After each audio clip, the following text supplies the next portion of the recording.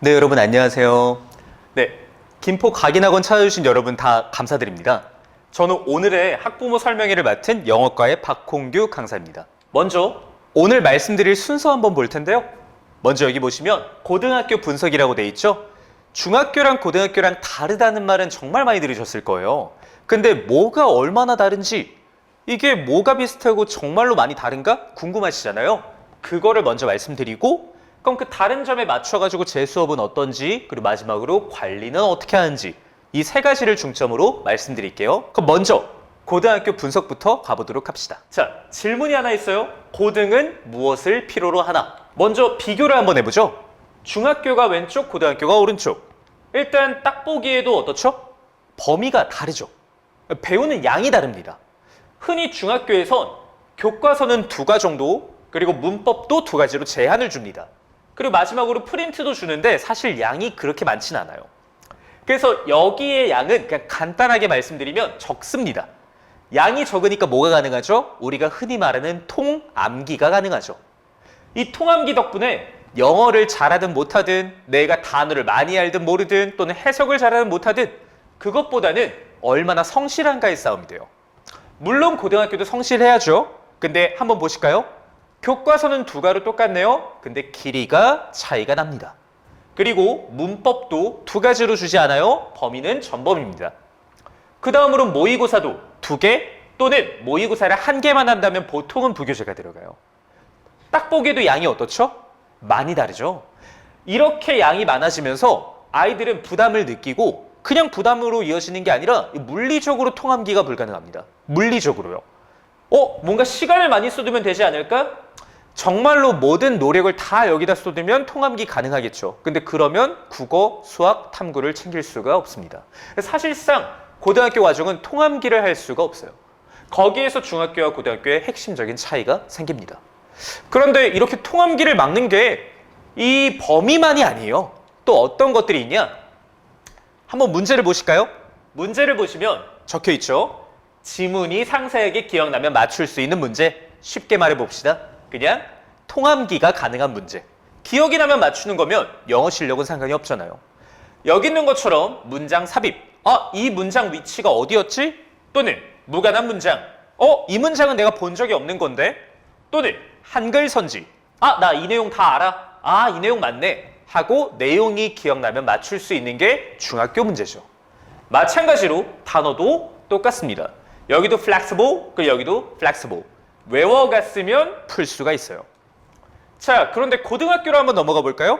그럼 고등학교는 아까 말씀드렸잖아요. 뭐가 안 되죠? 통암기가 안 되죠. 이제부턴 정말로 능력이 필요합니다. 어떤 능력? 첫 번째로 해석이 필요합니다. 보시면 아시겠지만 지금 선지가 어떤가요? 선지가 영어예요. 한글이 아닙니다. 이게 똑같이 쓰여 있지가 않아요. 배운 내용과 똑같이 나오지 않고 선생님 머릿속에서 나온 문구로 재구성이 됩니다. 그럼 더 이상 여기 있는 문구는 아이들이 봤던 문구가 아니에요. 정말로 새로운 문장을 해석할 수가 있어야죠.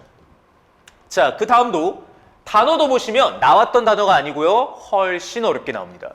실제로 지금 이 단어 자녀분들께 보여드리고, 만약에 fraud나 conceit 같은 단어 알고 있다면 정말 뛰어난 거지만 보통은 잘 알기가 어렵습니다.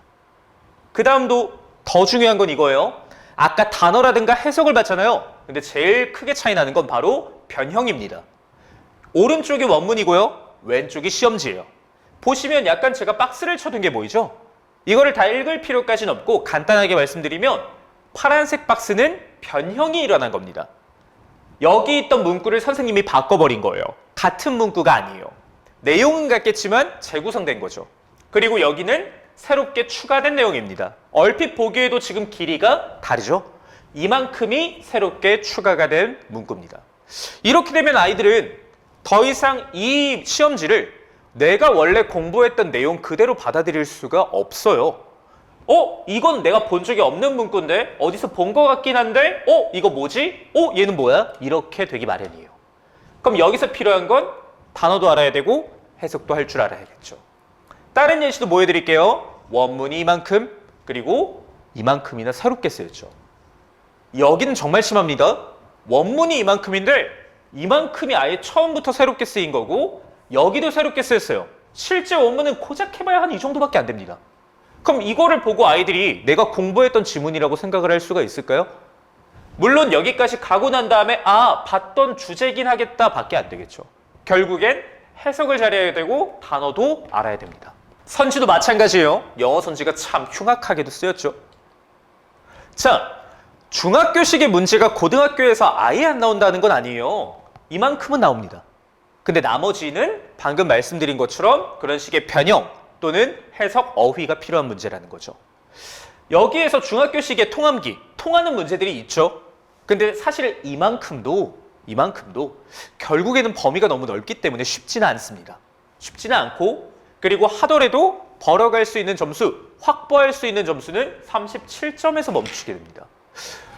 37점에서 멈추게 되면 나머지를 찍어서 어느 정도 맞춘다라고 해도 50점 언저리겠죠. 결국 해석과 단어를 잡지 않고 중학교식의 공부를 그냥 계속하게 되면, 중학교 내신만 잘 보는 공부를 계속하게 되면 결국 고등학교 내신에서 승리하기는 어렵습니다. 자, 이렇게 단어가 어려워지고 지문 변형이 많이 일어나서 난이도가 올라갔다면 그럼 저희는 뭘 준비해야 될까요? 당연히 첫 번째로 단어를 많이 외워야겠죠. 두 번째, 지문 변형을 대비하려면 어떻게 해야 될까요? 해석을 할 줄 알아야겠죠. 이 두 가지가 고등학교 과정을 잡는 정말 핵심적인 부분입니다. 자, 그럼 이에 맞춰서 제 수업은 어떨까요? 첫 번째, 문장 읽기 코드부터 가보도록 하겠습니다. 자, 지금 제가 여기 보시면 문구를 하나를 적었어요. 이 문구 지금 캡처 한번 해보세요. 캡처 한번 해보시고 집에 가서 자녀분들께 한번 보여주시기 바랍니다. 자, 물론 여기에서 단어도 같이 있는데 괜찮나요? 단어도 같이 보여주셔도 괜찮아요. 물론 단어를 다 가린 상태에서 해석이 된다면 뛰어난 거죠. 근데 단어를 다 아는 상태에서 해석하는 것도 괜찮습니다. 단어는 나중에 점점 시간 쌓아가면서 외우면 되고, 더 중요한 건요, 단어를 다 알았을 때 그걸 연결할 수 있는지가 제일 중요하거든요. 많이들 학부모님과 아이들이 잘못 하시는 게 내가 단어를 몰라가지고 해석이 안 되는 것 같아. 맞아요. 단어 모르면 해석 안 돼요. 근데 잘못 생각하는 부분은 뭐냐? 단어만 다 외우면 해석이 될 것 같아 라고 생각하는 거예요. 저는 제 수업 때 단어는 전부 다 주어줍니다. 물론 몰랐던 단어는 다 암기를 시키죠. 근데 더 중요한 건 단어를 가지고서 어떻게 확실하게 조합하는지가 제일 중요한 거거든요. 그래서 지금 이거 캡처하시고 단어 조합을 잘하는지 아닌지를 한번 체크해 보시길 바랍니다. 그리고 하나 더. 아까 거 잘 됐어요? 근데 만약에 지금 여기 것도 캡처해 주세요. 자, 아까 거는 잘 됐는데 여기에서 만약에 안 됐다. 그거는 해석을 잘하는 건 아니에요. 해석을 잘하는 건 아닙니다. 사실 아까 문장과 여기 문장의 원리는 다르지가 않아요. 근데 아까 거는 잘 됐는데 얘는 안 됐다? 물론 단어 다 보여줘야죠. 얘는 안 됐다? 그거는 해석을 잘하는 게 아니라 아까 거는 짧았기에, 그러니까 익숙한 감을 가지고서 감으로 하는 해석이 잘 먹힌 것뿐이고 여기에서 원리를 적용하진 못하는 거죠. 저는 수업에서 앞문장과 여기 뒷문장에 둘 다 통하는 원리를 가르치도록 하겠습니다. 이 자세한 내용은 3월 3일에 공개 강의에서 공개할 예정이니 많은 참석 부탁드리겠습니다. 자, 그럼 그 다음으로 해석을 마쳤으니 독해로 가야겠죠? 자, 여기도 하나 준비했습니다. 여기 원래 문제가 있고요. 여기 밑에는 해석본이 있어요. 아까 말씀드린 것처럼 단어를 다 외우면 해석이 돼야 되잖아요. 그럼 마찬가지로 해석이 다 되면 그러면 내가? 이게 다 독해가 돼야 될 것 같은데? 근데 사실 둘 다 말씀드렸듯이 잘못된 생각입니다. 단어를 다 한다고 해석이 되는 게 아니고요. 해석이 다 된다고 해가지고 이 글이 무슨 내용인지를 완벽하게 이해할 수 있는 건 아니에요. 여기에 제가 지금 해석본을 썼거든요. 실제 평가원에서 제공했던 해설입니다. 지금 이 문장을 평가원에서 바꿔준 거예요. 이것보다 더 좋은 해석이 나오긴 어렵겠죠? 근데 한번 읽어볼까요? 여행은 생각의 산파이다. 움직이는 비행기, 배 혹은 기차보다 내면적인 대화에 더 도움이 되는 장소는 거의 없다. 우리 눈앞에 있는 것과 우리가 머릿속에서 생각할 수 있는 사고 사이에는 되게 특이한 상관관계가 있다. 이해가 가시나요? 물론 지금 이 말이 들으면서 실시간으로 이해가 갔다면 정말 국어가 뛰어나신 거예요. 그 대부분의 우리 아이들은 지금 이 말을 이해하려면 용을 쓰면서 시간을 들여야 될 겁니다. 그렇게 해서 이해하는 건 의미가 없죠. 읽는 그대로 실시간으로 이해가 가야 돼요. 지금처럼 해석이 분명히 됐는데 저 지금 영어로 말하지 않았거든요? 한국어로 말했습니다. 분명히 이해가 갈 것 같은데 그렇지가 않죠? 제가 가르치는 부분이 바로 이 부분입니다. 해석이 된다고 했을 때 그러면 과연 어떤 수를 써야 내가 이 글 전체를 이해할 수 있는가? 이거를 저는 글읽기의 코드에서 가르치도록 하겠습니다. 그리고 이거는 또 제 자체 교재가 하나가 있어요. 여기에서 미리 말씀드릴게 원래 코드 2가 글읽기의 코드입니다. 2-1부터 10까지 있는데 이 중에서 6가지가 기본적인 부분이에요. 심화 과정 빼고 6가지 기본적인 과정을 가지고서 아이들이 해석을 다 할 줄 알게 되고 나면은 이 부분으로 글 전체를 읽어내는 습관을 기르도록 하겠습니다.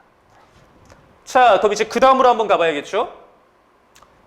제일 중요한 게 요거죠. 단어를 잡아야죠. 자, 먼저 그래프 하나 보여드릴게요.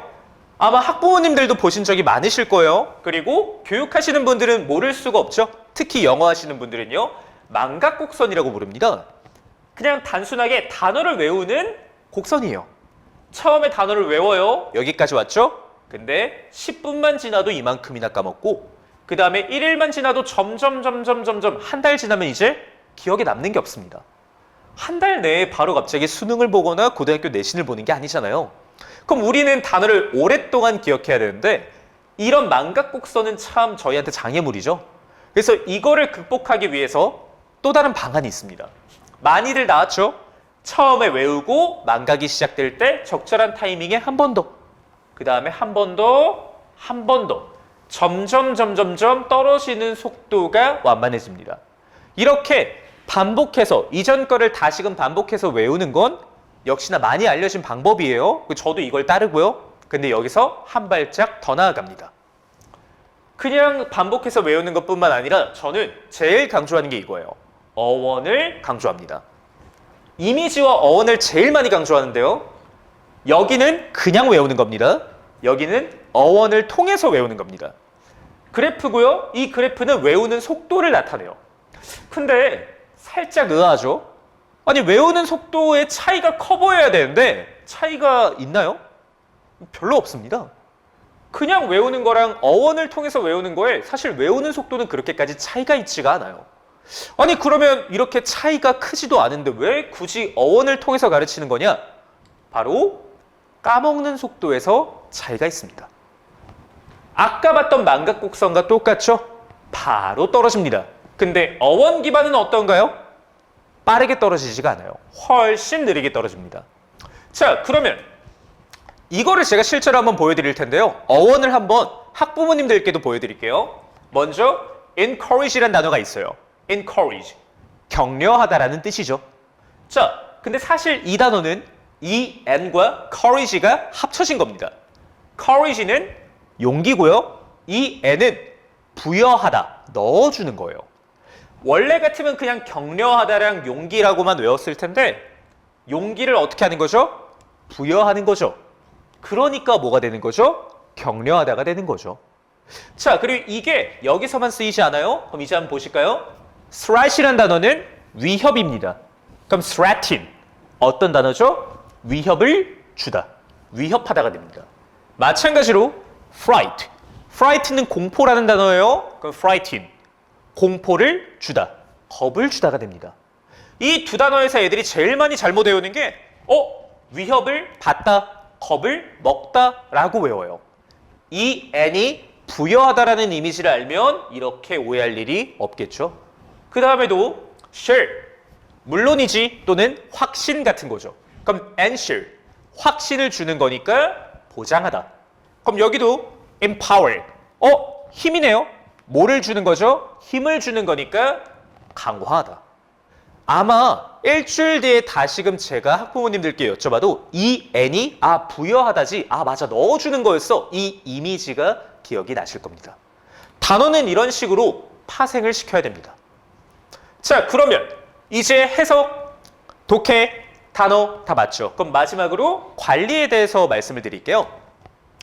먼저 저는 아까 말씀드렸듯이 단어를 다 아는 상태에서 단어 사이의 연결을 가르친다고 말씀드렸잖아요. 그 연결을 아이들이 잘 하나 못하나를 봅니다. 단순하게 얘를 한글로 써와 이런 식의 숙제는 주지 않아요. 자세한 내용은 제가 공개 강의 때 이제 말씀드리니까 여기다가 적어오진 않았는데요. 저는 아이들한테 문장 읽기 워크북도 조금 독특하게 줍니다. 아이들이 실제로 이걸 다 하고 왔을 때 과연 이게 애가 정말로 해석을 했나, 정말로 이해를 했나를 파악할 수 있는 방안으로 숙제를 내고 제가 직접 검사하도록 합니다. 자, 그리고 그 다음으로 글읽기 워크북인데요. 이것도 마찬가지예요. 왼쪽이 숙제, 그리고 오른쪽이 아이가 직접 해온 거를 제가 스크린샷을 뜬 건데요. 캡처를 한 건데 여기도 보시면 아시겠지만 그냥 문제 푸는 게 아닙니다. 문제 푸는 것보다 먼저 이 글을 잘 읽어냈나. 문제 푸는 건 솔직히 찍어서라도 풀 수가 있잖아요. 그건 제가 바라지 않습니다. 정말로 이 글 자체를 이해할 만한 능력을 갖추길 원해요. 그래서 여기에서 한 문장 한 문장에 제가 색깔을 쳐오게 하는데요. 이거를 다 보면 아이가 과연 이걸 잘 읽었나 아닌가, 어떤 부분에서 어려웠나까지 파악이 됩니다. 자, 그리고 단어. 아까 어떤 걸 외워야 된다고 했죠? 어원을 외워야 된다고 했죠? 자, 이 어원편을 가지고서 매 수업마다 최소 120개, 최대 300개. 처음에 120개를 외우다가 점점 늘어나겠죠. 왜? 반복을 통해서 망각 곡선을 피해야 되니까요. 커트라인은 10%입니다. 당연히 통과하지 못하면요, 재시험이죠. 자, 그리고 이렇게 매 수업마다 제가 지금 학부모님들께 영상 드리는 것처럼 녹화 영상이 제공됩니다. 그리고 수업에 잘 참여하였는가, 숙제는 잘했는가, 여러 가지 정말로 이해를 잘했는지 그런 것들에 대해서 제가 직접 문자 써서 보내드리도록 하겠습니다. 그리고 월말엔 성적표, 모의고사를 볼 거고요. 이 모의고사에서 점수가 어떤지, 그리고 이해도가 어떤지도 당연히 말씀드려요. 그리고 숙제. 이 숙제를 얼마나 성실하게 수행했는지, 점수뿐만 아니라 성실도가 어떤지까지 전부 다 정리해서 성적표를 제공하도록 하겠습니다. 자, 여기까지가 중학교와 고등학교의 차이, 그리고 그에 따라서 우리가 무엇을 준비해야 되는지를 쭉 말씀드렸는데, 궁금하신 점은 나중에 저에게 톡으로 말씀 주시면 제가 바로 답변 드리도록 하겠습니다. 자, 여기까지가 제 발표였고요. 들어주신 분들 전부 다 감사드립니다.